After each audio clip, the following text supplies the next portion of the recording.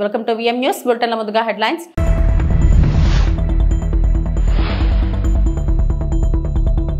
కేంద్ర మంత్రి సిఆర్ పాటిల్ తో సీఎం చంద్రబాబు భేటీ.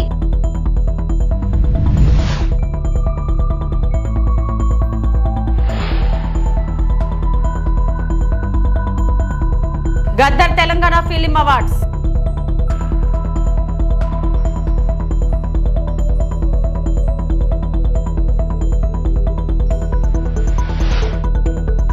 వైఎస్ఆర్సీపీ పీఎస్సీ సభ్యులతో వైఎస్ జగన్ భేటీ.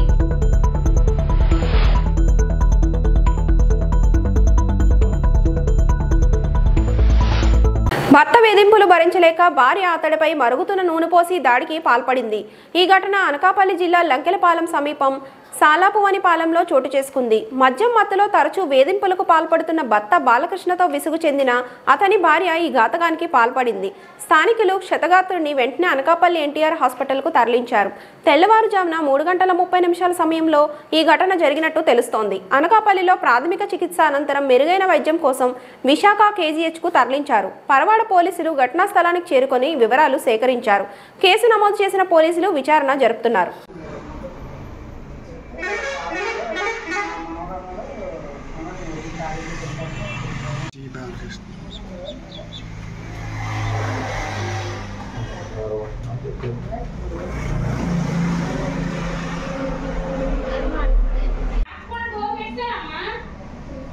నాకు తెలీదు.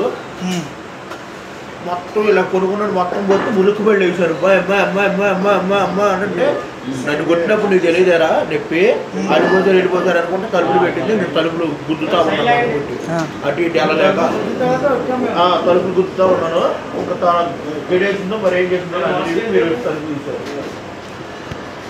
వకఫ్ సవరణ చట్టంపై ప్రతిపక్షాలు చేస్తున్న ప్రచారాన్ని తిప్పికొట్టాలని బీజేపీ గాజువాక కన్వీనర్ కరణంరెడ్డి నరసింహారావు కార్యకర్తలకు పిలుపునిచ్చారు.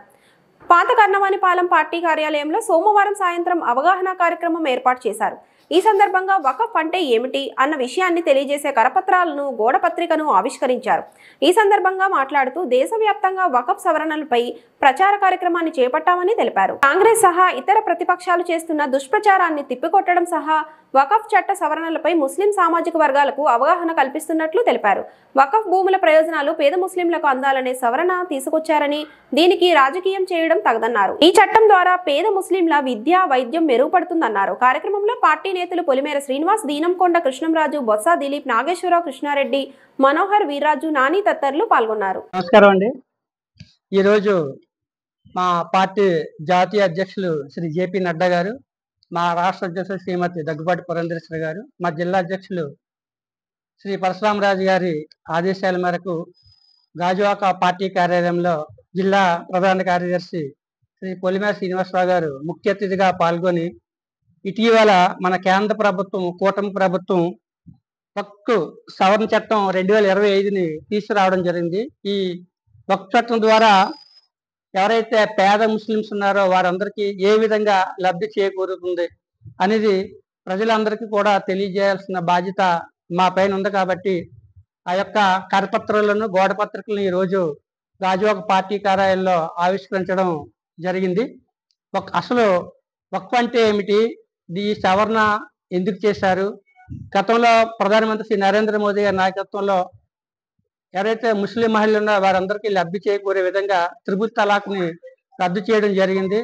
గతంలో చూసేవారు తలాక్ తలాక్ తలాక్ అని 3 సార్లు అంటే మరి ఆ మహిళలకి లీగల్గా ఇంక కోర్టు కూడా వెళ్లకుండా వాళ్ళకి విడాకులు ఇచ్చేసినట్లే, వాళ్ళ భవిష్యత్తు పిల్లలతో అగమ్య గోచరంగా ఉండేది.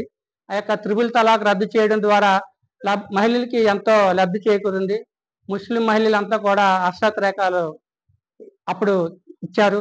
అదేవిధంగా ఇప్పుడు ఏదైతే ఈ యొక్క వక్ఫ్ సంబంధించి 2018 కేంద్రీయ వక్ఫ్ పరిషత్ నివేదిక ప్రకారం భారత్లో 10 లక్షల కోట్లకు పైగా అంచనా విలువ కలిగిన 8 లక్షల ఎకరాల భూములు ఉన్నాయి. ఆ ఆస్తులన్నీ కూడా ఎవరైతే పెద్దలు ఉన్నారో వాళ్ళ కబంధ హస్తాల్లో ఉన్నాయి. వాళ్ళకి ఇష్టం వచ్చిన వాళ్ళకి ఇష్టం వచ్చిన రీతిలో లీజులకు ఇవ్వచ్చు. ఎవరైతే పేద ముస్లిమ్స్ ఉన్నారో దాని మీద వచ్చే ఇన్కమ్ని వాళ్ళకి ఫీజులు అవి ఇవ్వాలి, స్కాలర్షిప్స్ అవి కానీ ఇవ్వకుండా అక్కడ చాలా స్కాములు జరిగాయి. ఎవరైతే ఈ వక్ఫ్లో కొంతమంది మరి కబ్జాదారులు ఉన్నారో వారంతా కూడా గతంలో చూసాము. అక్కడ కేరళలో ఎవరైతే క్రిస్టియన్ సోదర్స్ ఉన్నారో వాళ్ళది 400 ఎకరాల భూమిని వాళ్ళు కబ్జా చేయడం జరిగింది. అదేవిధంగా గుజరాత్లో కూడా బేట్ ద్వారకాలో ద్వీపం వివాదం, తమిళనాడులో దేవాలయాలు మరియు గ్రామాలను 1500 సంవత్సరాల నాటి క్రితం ఉన్నటువంటి చంద్రశేఖర స్వామి గారి ఆలయం మరియు దాని పక్కనే ఉన్న కడియాకుర్చి గ్రామాలపై యాజమాన్య హక్కుల కొరకు దావా వేసింది. హిందూ ధార్మిక భూమిని ఆక్రమించింది. అదేవిధంగా కర్ణాటక వక్ఫ్ భూమి స్కామ్లో 2 కోట్ల రూపాయల దోపిడీ జరిగింది. 2012లో వెలువడిన ఒక నివేదిక ప్రకారం కర్ణాటకలో 22,000 ఎకరాల వక్ఫ్ భూమి అక్రమంగా విక్రయించబడింది లేదా నామమాత్రపు ధరకు లీజుకి ఇవ్వడం జరిగింది. ఈ స్కామ్ వలన హిందూ రాజకీయ నాయకులు, భూమాఫియా మరియు వక్ఫ్ అధికారులు ప్రయోజనం కలిగింది, కానీ పేద ముస్లింలకు ఏ విధమైన లాభం కలగలేదు. ఇవన్నీ తెలియజేస్తూ ఈ యొక్క కరపత్రం, గోడపత్రిక తయారు చేయడం జరిగింది. వక్ఫ్ ద్వారా ముస్లిం సమాజాన్ని ఎలా దోచుకున్నారు, అసలు ఈ వక్ఫ్ చట్టం వచ్చింది ముస్లిం పేదలకి లబ్ధి చేకూడడానికి, కానీ అదే చట్టం వాళ్ళని నాశనం చేయడానికి గతంలో కాంగ్రెస్ ప్రభుత్వం శ్రీకారం చుట్టింది. కుటుంబంతో సహా భారత పర్యటనకు విచ్చేసిన అమెరికా ఉపాధ్యక్షుడు జేడీ వాన్స్ ప్రధాని నరేంద్ర మోడీని కలిశారు.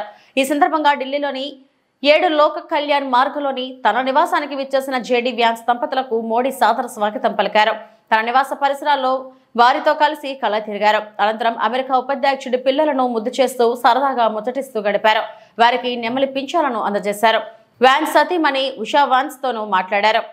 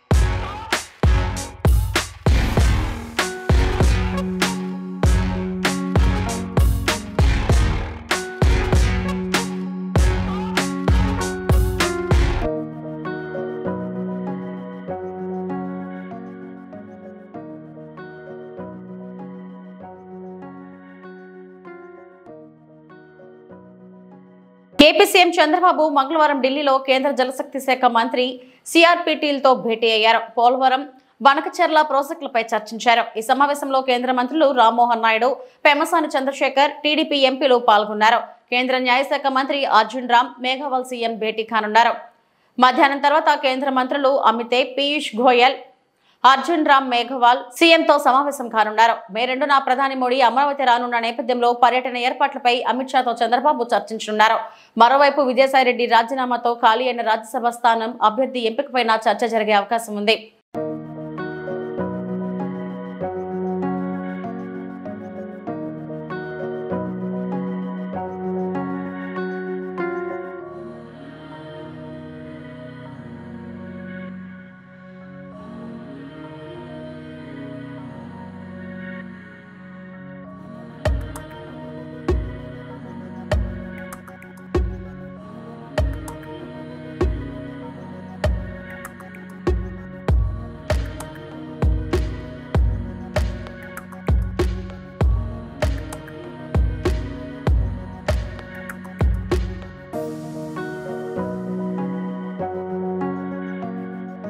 తాడేపల్లిలోని వైఎస్ఆర్సీపీ కేంద్ర కార్యాలయంలో పొలిటికల్ అడ్వైజరీ కమిటీ సభ్యులతో ఆ పార్టీ అధ్యక్షుడు మాజీ సీఎం వైఎస్ జగన్మోహన్ రెడ్డి సమావేశమయ్యారు.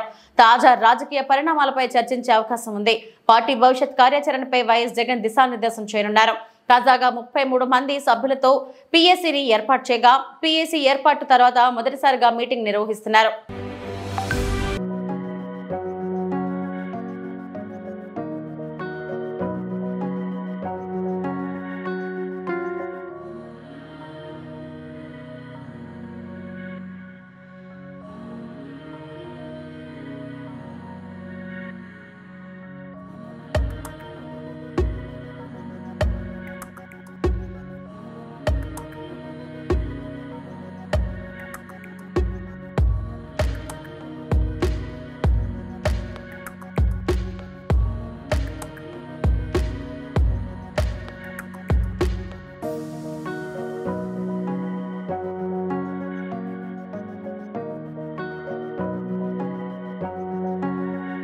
దశాబ్ద కాలంగా ఎలాంటి ప్రోత్సాహకాలు అవార్డులకు నోచుకొని తెలుగు చలనచిత్ర పరిశ్రమకు కాంగ్రెస్ ప్రభుత్వం ఇచ్చే గద్దర్ తెలంగాణ ఫిల్మ్ అవార్డుల గురించి ప్రతి ఒక్కరూ మాట్లాడుకునేలా వేడుకలు నిర్వహిస్తామని డిప్యూటీ సీఎం బట్టి విక్రమార్క అన్నారు.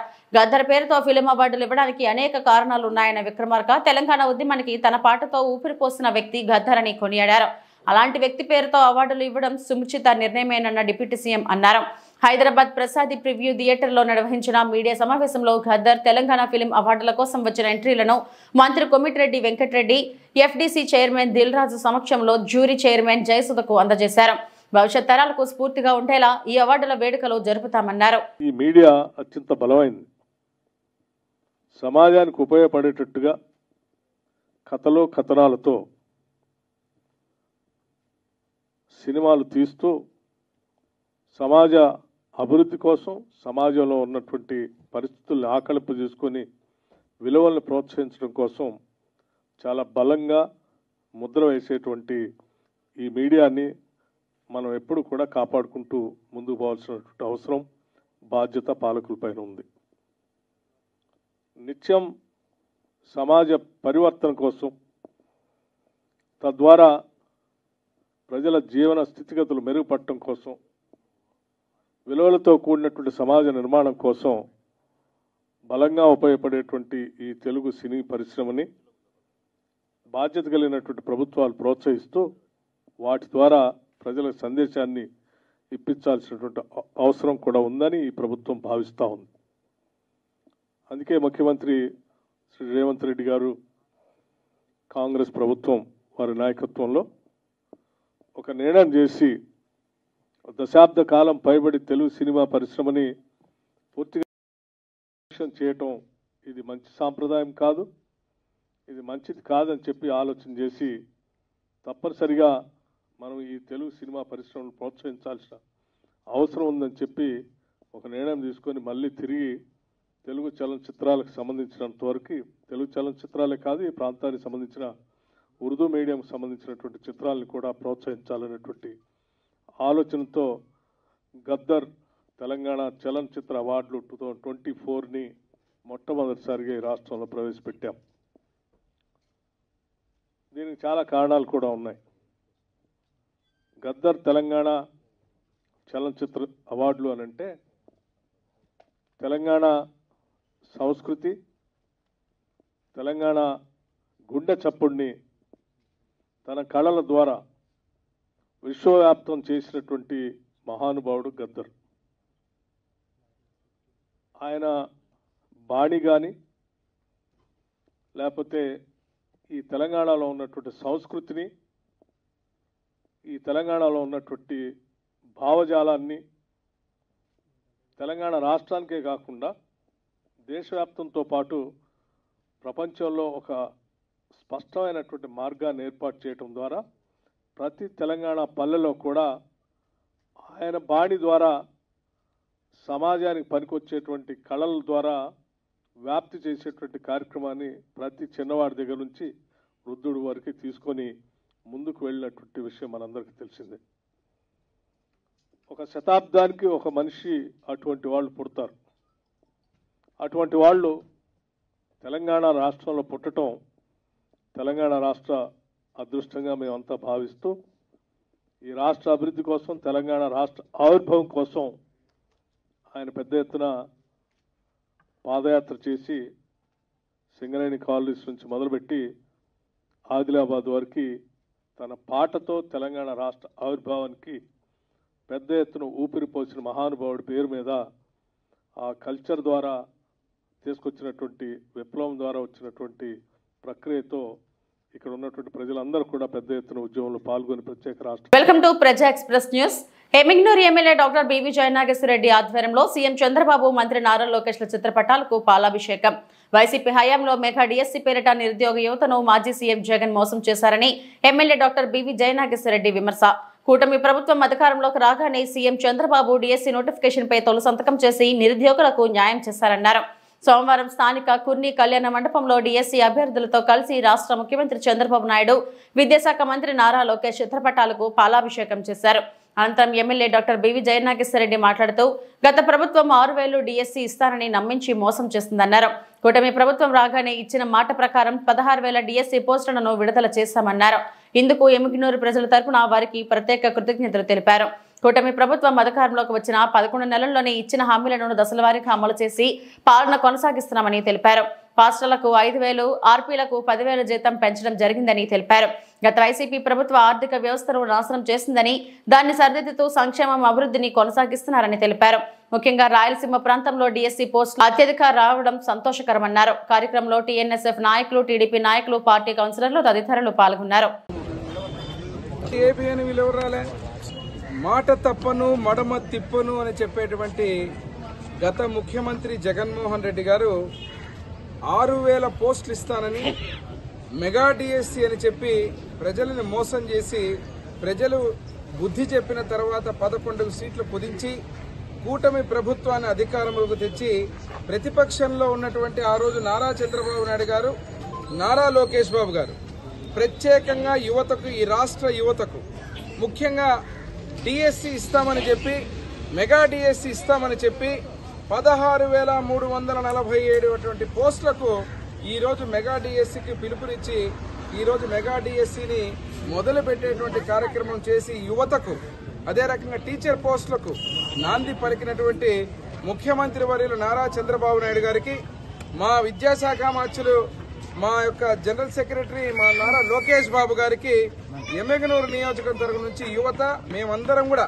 ఎవరైతే ఈరోజు డిఎస్సీకి అప్లై చేసుకుని వెయిట్ చేసి జగన్మోహన్ రెడ్డి గత ప్రభుత్వం మోసం చేసిన తర్వాత ఈరోజు ప్రతి ఒక్క యువత కూడా ఈ పోస్టులకు అప్లై చేసుకునేటువంటి ప్రతి ఒక్కరు కూడా హర్షం వ్యక్తం చేస్తూ వారికి ఈరోజు పాలాభిషేకం చేసి మేము ధన్యవాదాలు తెలియజేస్తున్నాం.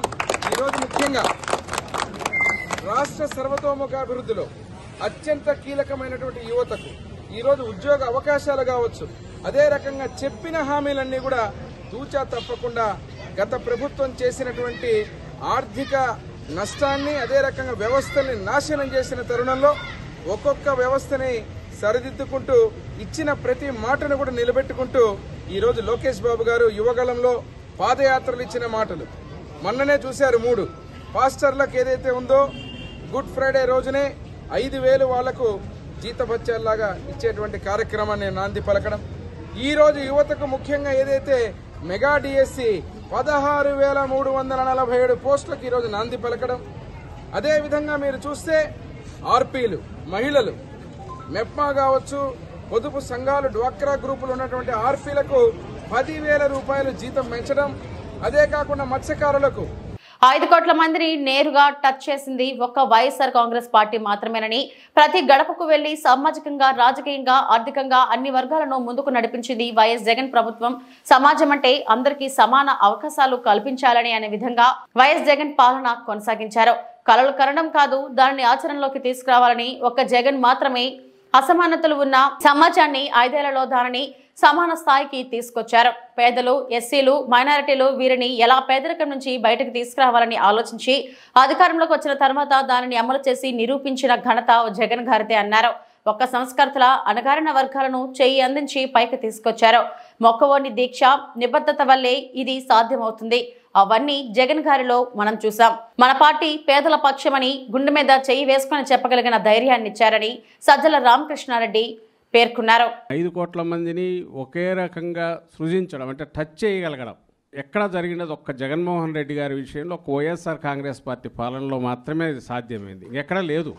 ప్రతి గడప అత్యంత సామాజికంగానే కాకుండా ఆర్థికంగా, రాజకీయంగా అన్ని రకాలుగా చైతన్య రీత్యా కూడా అట్టడుగున ఉన్న దళితులతో పాటు ఆ చైతన్యం పుంజుకోవడానికి రావడానికి దశాబ్దాలు ఇప్పటికీ ఇంకా పూర్తి రాలా. అంటే మేము సమానులుగా ఉండడానికి మాకు హక్కు ఉంది అని రియలైజ్ కావడానికి కూడా దశాబ్దాలు పట్టింది. Equal opportunities in real sense ఏదైతే బాబాసాహెబ్ అంబేద్కర్ గారు ఆయన ఆ రోజు కలగనడం కాకుండా రాజ్యాంగం రూపంలో కూడా మనకు బహుకరించారు, మన ముందు పెట్టారు, మన చేతికి అందించిపోతే కలలు కనడం అందరం కంటాం. బ్రహ్మాండంగా సమాజం బాగుంటే బాగుంటుంది అనుకోవడంలో ఏమంటారు ఆదర్శప్రాయంగా ఆలోచించే వాళ్ళు ఉంటారు, సంఘ సంస్కర్తలు ఉన్నారు. కానీ వాళ్ళు చేయగలిగింది కొంత చేస్తే రాజకీయంగా అధికారంలోకి వచ్చిన వాళ్ళు కొన్ని అంశాలు మాత్రమే సృజించగలిగారు.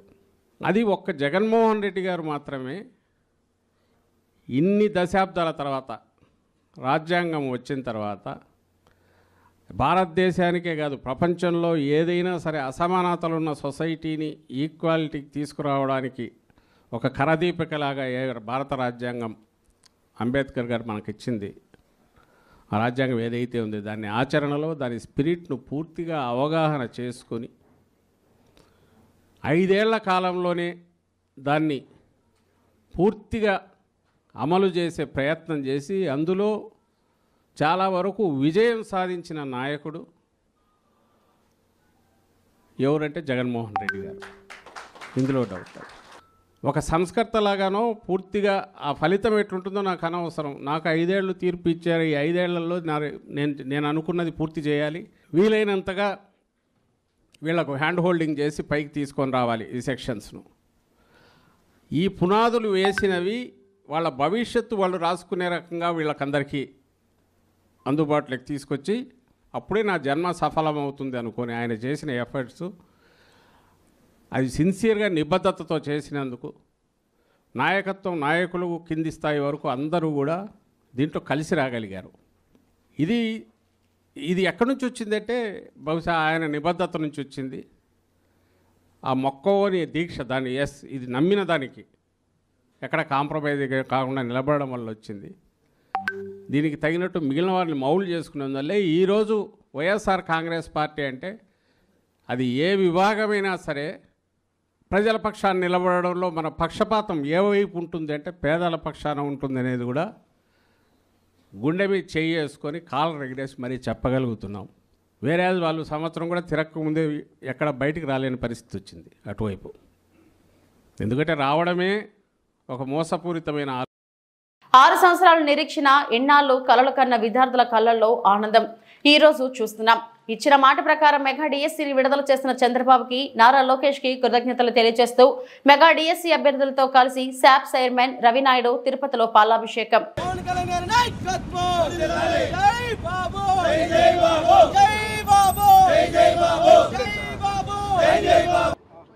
ఈరోజు తిరుపతి ఆర్డీఓ ఆఫీస్ నందు మెగా డిఎస్సి అభ్యర్థులు మరియు టీఎన్ఎస్ఎఫ్ తిరుపతి పార్లమెంటు రాష్ట్ర కమిటీ నగర కమిటీ ఆధ్వర్యంలో ఈరోజు మెగా డిఎస్సి విడుదలపై చంద్రబాబు నాయుడు గారికి, విద్యాశాఖ మంత్రి నారా లోకేష్ గారికి కృతజ్ఞతలు తెలిపే కార్యక్రమాన్ని ఈరోజు నిర్వహించడం జరిగింది.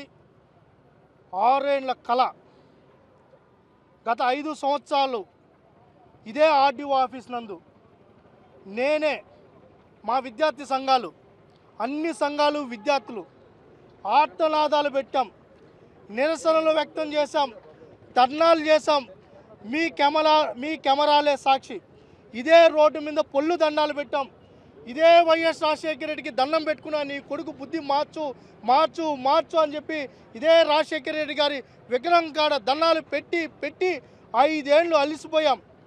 ఆ రోజు చంద్రబాబు నాయుడు గారు ఒక మాట ఇచ్చారు, నేను అధికారంలోకి వస్తానే, కూటమి అధికారంలోకి వస్తానే, మొట్టమొదటి సంతకం మెగా డిఎస్సి మీద పెడతాను, అది కూడా 5,000 6,000 పోస్టులు కాదు 15,000 పోస్టుల పైన భర్తీ చేపడతాను, మళ్ళీ భర్తీలు చేపడతామని చెప్పి ఆ రోజు మాట ఇచ్చారు.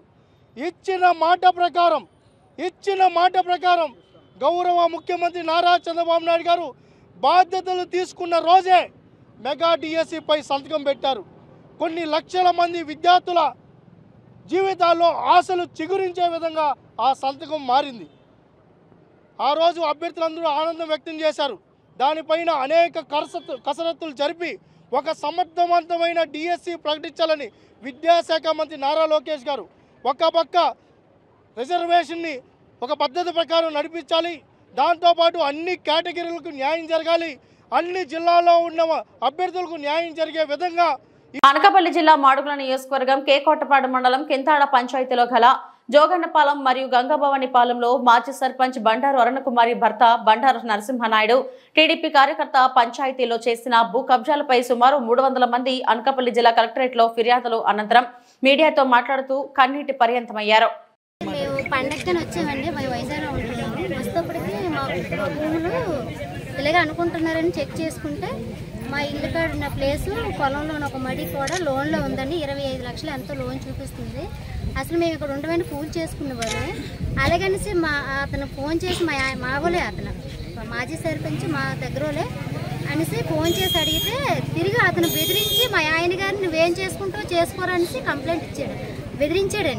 బెదిరించి ఎప్పటికప్పుడు ఫోన్ చేసి మమ్మల్ని బెదిరిస్తున్నారండి. మీరు ఏడ్ చేసుకుంటారో చేసుకోండి, మీకు ఏటవుతుంది, మీ ఉన్న భూములు కూడా నా పేరుని ఎట్టేసుకుంటాను, మీరు మా దగ్గరే కొన్నారు, మీ భూములన్నీ మా పేరుని పెట్టేసుకుంటున్నాను మా మరిది గారిని మా ఆయన గారిని బెదిరిస్తున్నాడండి.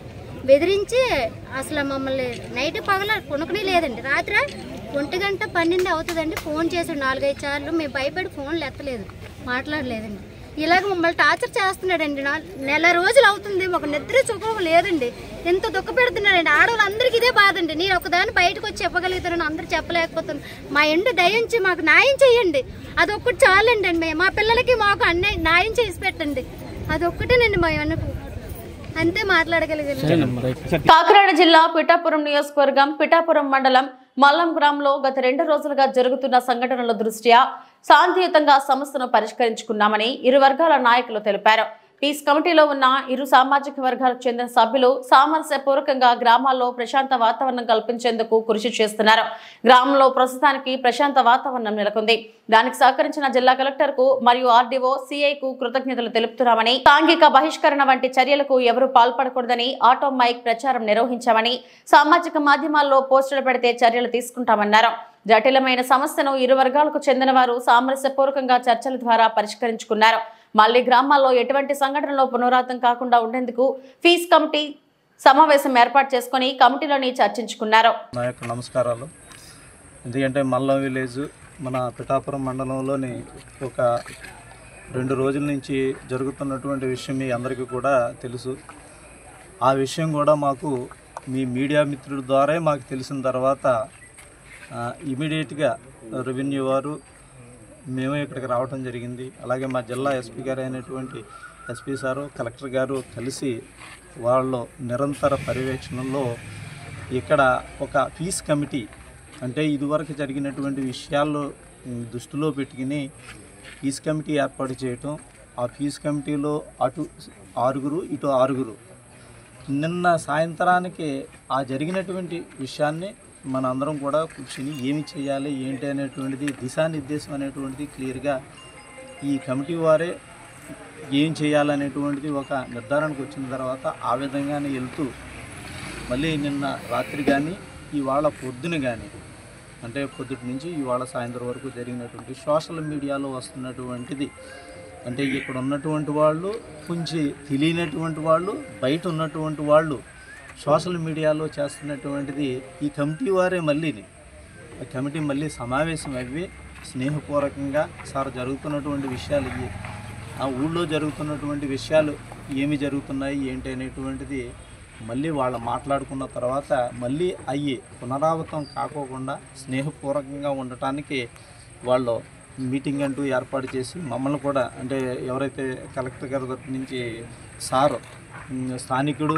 తర్వాత ఊరు మల్లం విలేజ్ నేను నా ఊరికి ఏదే చెయ్యాలి అనేటువంటి ఉద్దేశంతో ఆయన దగ్గరుండి ఈ సమస్యని ఏది పెద్ద విషయాన్ని కూడా చిన్న విషయంలాగా చేసి కలెక్టర్ గారి ద్వారా ఆయన రావటం తర్వాత రెవెన్యూ తర్వాత పోలీసు మేమందరం కూర్చొని ఇక్కడ విషయం ఏమీ లేదనేటువంటిది అందరికీ తెలిసినా సరే మీ మీడియా మిత్రుల ద్వారా అంటే ఎక్కడెక్కడి నుంచో ఎక్కడో చిత్తూరు జిల్లా నుంచి ఎక్కడో విజయవాడ నుంచి ఎక్కడెక్కడి నుంచో మల్లం విలేజ్లో ఏదో జరిగినటువంటి విషయం ఏమైంది ఏంటి మమ్మల్ని కూడా రమ్మంటున్నారా అనేటువంటిది ఇవన్నీ కూడా సోషల్ మీడియా ద్వారా ఫోన్ల ద్వారా ఇంకా సర్క్యులేట్ అవుతూ ఉన్నాయి.